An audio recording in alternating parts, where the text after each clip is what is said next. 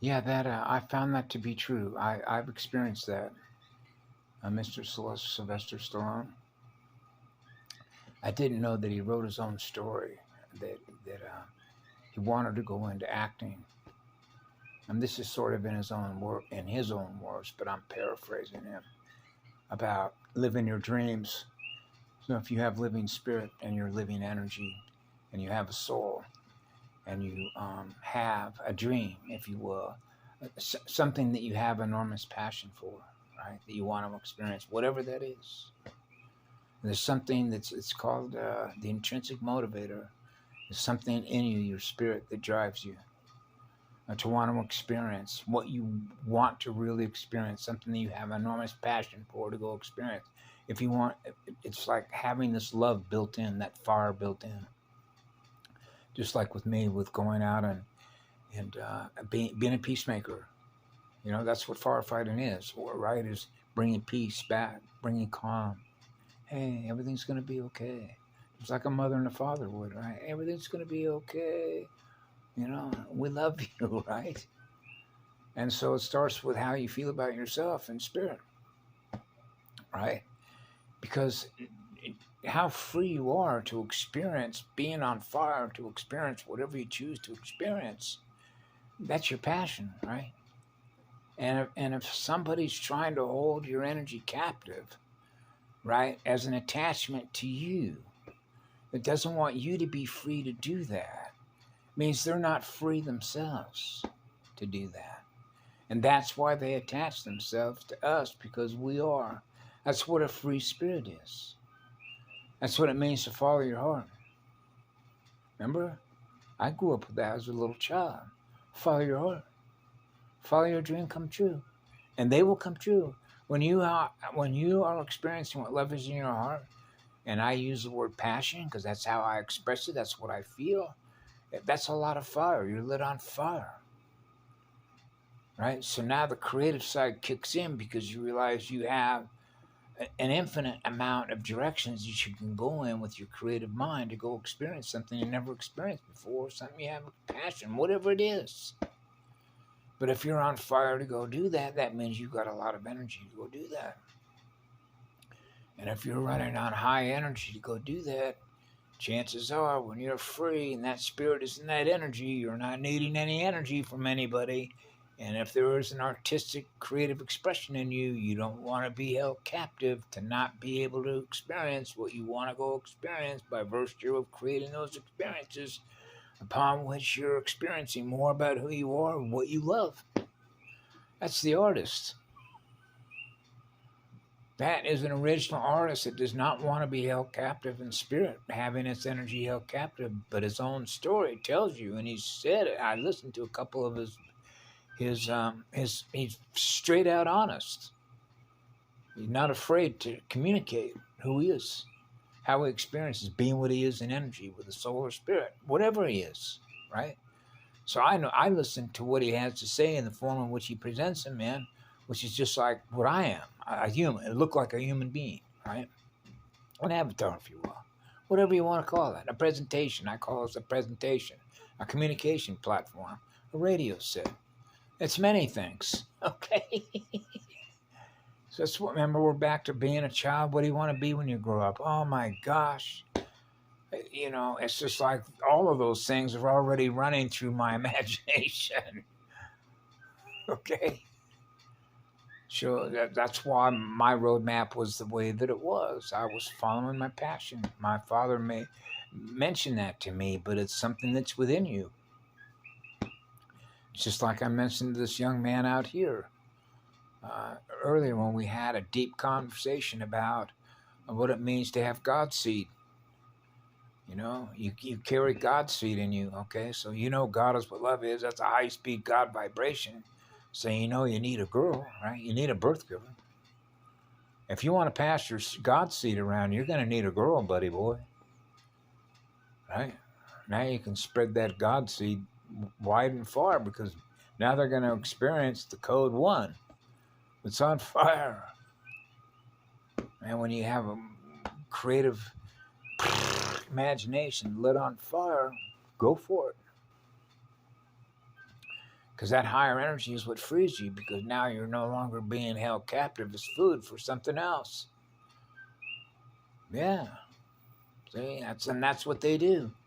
That's what all those moguls do. The elitists, as they say, the ones with all the money, the bigger the vampires. I call them. They're Shark Tank vampires. I worked in all those places, not in Hollywood, but I know what a corporate hierarchy is, or if you will, what an inverter is. In other words, they don't know how to create anything of their own, so they accumulate energy off of others, upon which now they recruit, or they become the source of money that an artist can now use the availability of that money that allows us to simulate, because that's what it really is, or build a movie set and then play out your passion, which is to act, to tell stories. Because that's what we are. We're storytellers, right? Everybody has a life, right? Everybody has a life, no matter what age you are. At whatever point you came into creation, you became aware of what you're aware of. Whatever that is what they're experiencing, what you and I are all experiencing, communicating with each other, right? Okay, so from an artist's point of view, you realize that, wow, you want to experience everything there is to experience, and imagine meeting everybody. Okay? And then there's the ones that you can create. So you realize how vast that is. You can't put a number on that. So it's like, enjoy. Enjoy yourself. Have fun. All right? Absolutely. So I'm glad he was having fun. Yeah. Be living in those stories. Write a story and then go live out that story. See, I do, I do it by living that story, living in love stories, being what a love story is.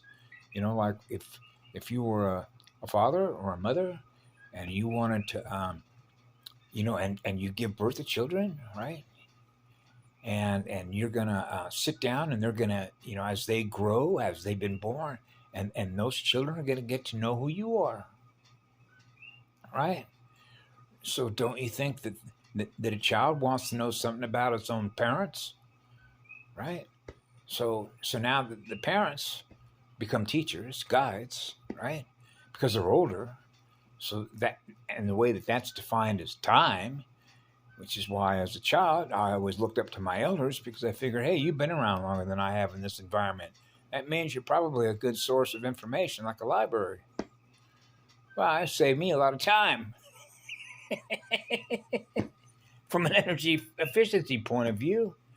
But the fact that you already acknowledge they're still alive, when you know as a child you're on a spiritual battlefield, it means they must have done something right to make it and still be intact. And so it's just like when I mentioned one time about a woman that I met, was in, I think it was her 99th birthday. And she was in a wheelchair in a hotel in downtown Reno. And I said, you've been around for a while. Tell me something. If there was one word or one sentence that you could impart to me that would answer how it is, you still have a smile on your face, you seem to be doing, in other words, you're in good health. And how'd you do this? How'd you manage to do this for 9? She answered with one word: love. That's right. That's bingo. That's the one.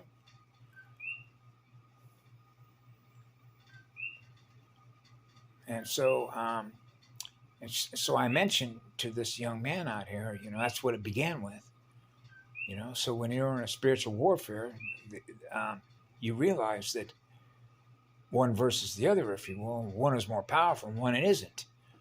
So that's why everything that they throw at us, right, is to try and convince us, by virtue of giving consent to what that is, that participating in something that doesn't represent what we are. That's not the world we live in. That's not our realm, right? Love is a law in our realm, which means we experience love wherever we go, because that's the energy we use to create them with. So you realize this is an illusion. So when you see how you're treated, you see why. because love is more powerful. So you realize if something's needing energy off of you, then obviously they're not very powerful, right? So as I mentioned to him, that means you don't have to do anything, and they lose by default because they're going to keep throwing their energy at you until they don't have any energy left because they're running on finite light. You're an eternal being. So I don't go to war in my mirror. So instead, I use my energy in other ways, right? I ground myself to a grid and allowing that energy to be pushed throughout all the circuits through a magnetosphere, right? Wherever we are. So there are different ways in which to do that, right? Without packing a gun, the kinetic side of things. Spirit and energy. The soul, integrated with a soul, right? Yeah. So anyway, have a good night. Be good to yourselves. Da da da da da.